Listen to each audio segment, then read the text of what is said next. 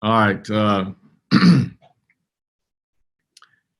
You know, proud of our football team. I was really pleased with the way that we came out this week and the things that we talked about all week long. The details of things that we had to do, the effort and the attitude that we needed to play with. I thought they really showed that throughout the week and then again on Saturday. Very talented team in Memphis. They came here with an edge about them as well. It was good for our guys to be in a competitive game like that and to find a way to win. I thought all three phases contributed to this win. Lachlan had some really nice punts that we were able to pin some guys back. I thought our coverage units were in much better shape. Thought our kicking game was better overall. Offensively and defensively, knew the type of talent we were going against and knew we had to go make some plays, and I thought guys stepped up and did that. We got to continue to get better in a lot of areas, but that being said, we got to build off of this one. That's got to be our focus working into this week, putting good days on top of good days, good games on top of good games, and creating a more sustainable part of who we are and what we can do. So pleased with that. That being said, ready to get back on the practice field today with them. We've got a great opponent again in South Florida. I mean, I think they're similar to the way ours looks from a record standpoint. I don't think it really indicates the type of team and personnel that they have. They played a very tough schedule just like we have. They've been very competitive, especially of late. I mean, played BYU extremely close, really pushed SMU. And so they've had a week off to prepare for us, try to get healthy. We've got guys that we're trying to get healthy as well, but, having the bye week right there, I think really helps them. But for us, we've got to lock in and focus, go on the road and get us a big win.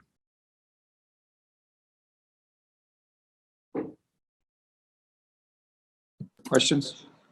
So, Coach, now that you guys are coming off a win, got snapped the losing streak, have you noticed a difference in the players and the morale and just around the locker room? Well, I think our guys are trying to handle it the right way. We beat Arkansas State, and getting wins is in completely from a mindset standpoint. You've got to build off of that, but you can't feel like you've arrived because you won last week. We still got a lot of work to do and a lot of things to get better at. And so I think that's where our focus is just, again, keeping our head down and just putting good days on top of good days and continuing to build right now.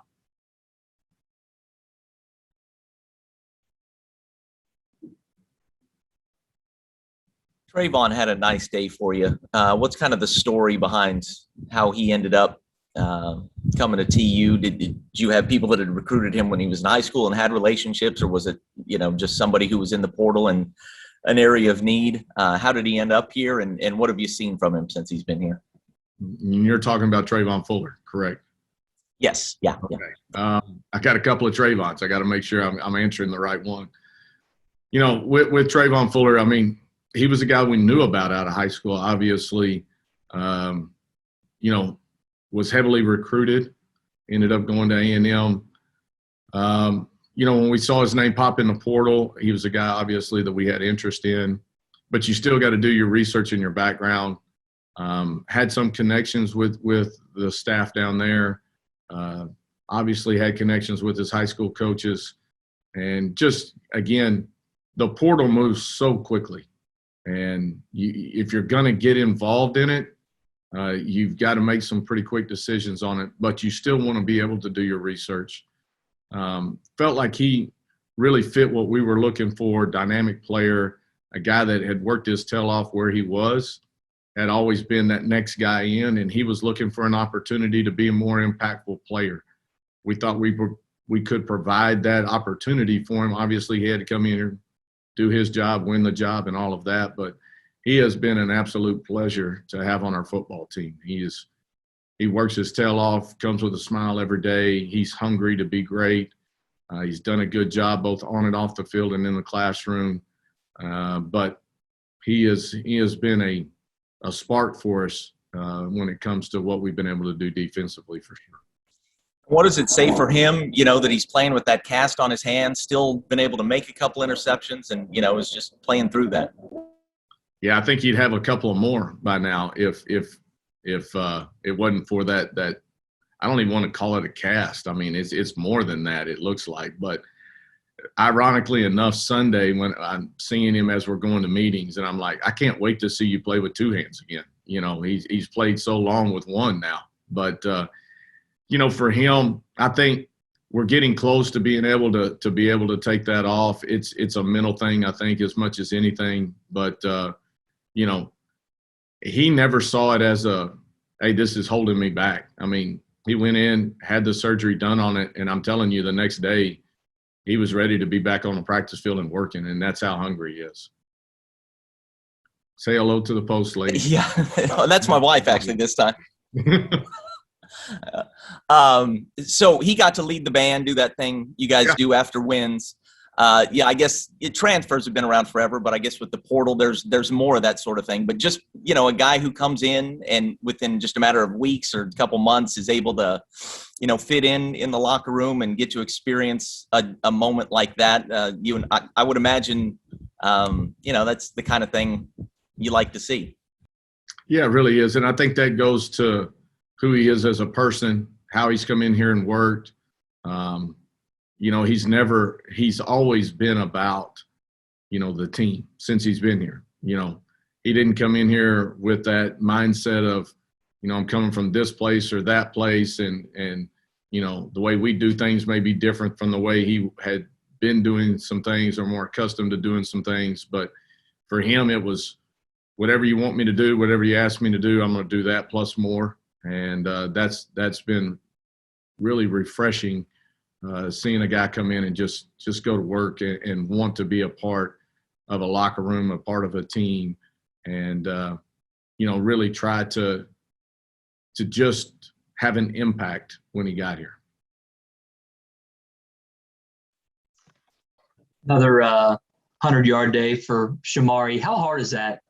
A running back in particular, coming off a knee injury like that, to come back and be as effective as he's been.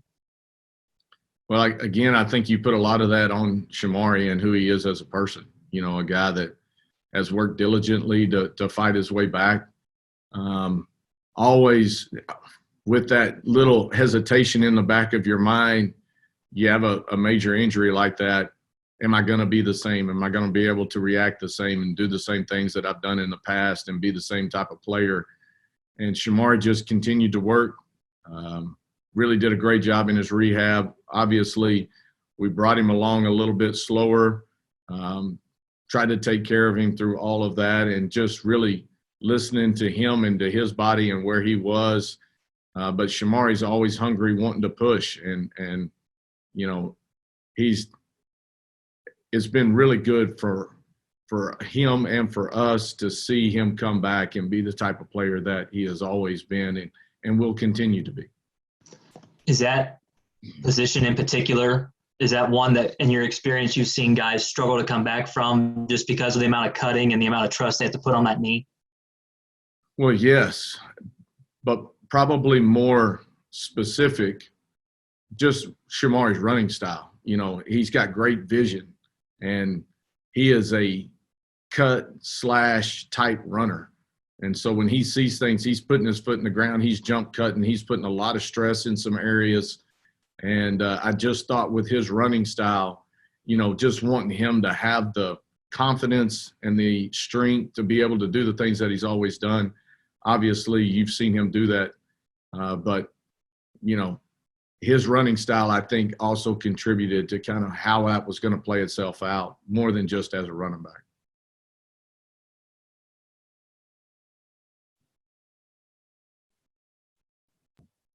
Coach, last time Memphis was in your building, you guys had a chance at a really nice win, and kicking, killed the thing.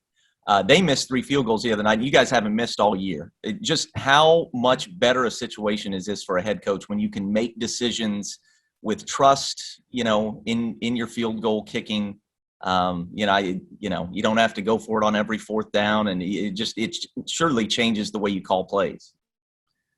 Yeah, Zach has done a tremendous job for us, and a guy that kind of comes out of nowhere, ended up walking on for us, really didn't have a football background, but just has put in a lot of time and effort, has earned himself a scholarship now, and couldn't be more proud of Zach. But, the way he adds to our football team, the confidence that our locker room and our coaching staff have in him to go out and execute and do his job, and there's a lot of things that go into that. But, you saw the struggles that happened in the NFL just this week with the amount of field goals that were missed and games being decided.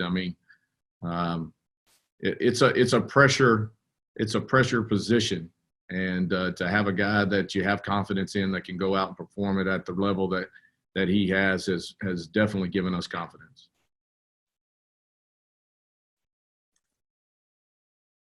Bryson Powers is a guy who's made some big plays throughout his career. What is it about him that he just seems to have that nose for the football? Yeah, Bryson's a really good athlete, but on top of that, he's highly intelligent, and he just plays the game the way you need him to be playing it. He's always active. You never doubt his effort. He's really made his name on special teams as a younger player and has continued to do that throughout his career here. But a guy that, again, through effort and attitude, puts himself in positions to make big hits, to recover fumbles, to make interceptions. That play in particular the other night where, Trayvon gets the breakup, but him just the effort, sprinting across the field, knowing where 4 is and having to be aware of that and never giving up on the play and giving himself an opportunity to get his hands on a football that bounces up in the air. So, that's typical of Bryson and who he is and how he goes about his job. Sticking with that, quick math, they ran 99 plays on Saturday. Is that right? I think it's how hard actually is that? 105 or 106 if you take the penalties and stuff out. But right. As far as on the sheet, I think it was 99. Jeez. Okay, well, first, how hard is that? And then second, to Kelly's point on the defense, for them to bow their neck on that last drive when you've faced that many snaps in the game, how hard is that and how impressive is it, especially at the end of the game? Yeah, and especially from the standpoint, we're rolling as many guys in as we can. There's a lot of tempo involved in what they did the other night. We generally handle that better. We had opportunities to get off the field, and that's what we've got to do. We had a lot of third down opportunities in there that we needed to get off. And, from an offensive standpoint, we got to stay on the field on some third downs, especially some third and shorts that we didn't execute well. But, going back to your question, our defense, given the amount of snaps that they've had all year, obviously that was a difficult task the other night. I thought our guys handled it well. We had some young guys have to step in and play some big snaps for us, and I thought they performed well. And so it's about being able to rotate, keep guys fresher longer. So you can't start that process, we played a bunch of snap now in the third quarter, I'm starting to rotate guys in. You got to do it throughout the whole game, and I thought our guys performed well in those situations. You mentioned a few times in the last few weeks just how difficult the schedule has been, how much of a grind it's been for your guys. That bye week is coming, kind of a light at the end of the tunnel. A week like this, is it especially important to make sure that they're focusing on the little things and not thinking ahead to some of that rest that is there for them? You go into Florida, you're playing an 11 a.m. game. Getting through this week with the bye week looming, is there kind of a trick to it? Yeah, it's a difficult week, and I don't want to be thinking about ahead. I don't think we as a team can afford to do that at all from the standpoint of rest, right? We're not ever going to think ahead of an opponent. We know we've got a really talented team in front of us, a team that we played last year at their place, and, the game went our way. They're going to be fired up for their opportunity to get back at that. So we've got to be really locked in and focused to what we've got to do right here, right now. And I think that goes back to our approach that we've had throughout this year, but really the emphasis that we put on last week on how we got to play, the level of execution that we got to have, the details that are involved in that, and making sure that today's practice is a great day, and then we stock another one on top of that, working towards what we've got to go do at South Florida on a short time frame from the standpoint of the kickoff and where that's headed. Is there anything to update on Kendarin? And at that position, is it just Oliver goes in and gets most of that, or how do you go about replacing him? Well, I don't know that you can ever replace like a Kendarin Ray. I mean, he's one of our team captains. He's a great communicator back there. He's a great leader for us in the locker room and on defense. And so, replacing him is not really in the cards. Now, we've had guys that have stepped up throughout the year. K-Ray's had to miss some time throughout this season for one reason or another. And guys have had to step in and play. And so it's good that we've got some experience in that sense. Don't know, exactly, obviously, with K-Ray's injury, how long that's going to be and how long it's going to take. But, I think he is on the mends. He's in a good mind frame. And obviously we're still, keeping him close to the vest right now on where he's at. Coach, with an 11 a.m. kick, does that change anything heading into this matchup with the Bulls? Does that change anything with the matchup with the Bulls? Is that what you said? Yes, because it's an earlier kickoff, you're not waiting around all day. Not really, because, so far this year we've kind of played around the clock now. So we've had 11 a.m. kickoffs, we've had an 8 p.m. kickoff, and everywhere in between. So, for us, obviously it changes our schedule a little bit. We got to do a lot more of our meetings and things and get them done the night before, because with that early of a kick, you're getting up, you're getting your walkthroughs in, you're getting breakfast in, and then you're pretty much getting on the bus and headed to the stadium. So just got to get up, get around, get your motor pumping a little bit quicker.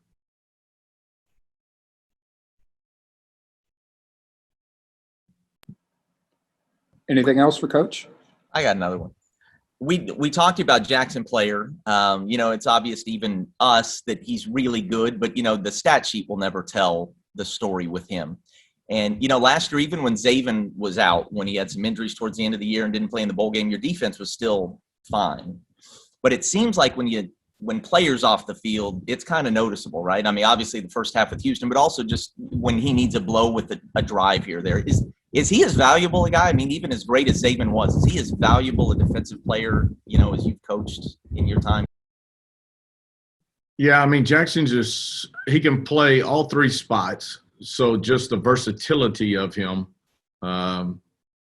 just changes the whole dynamic of what you can do defensively.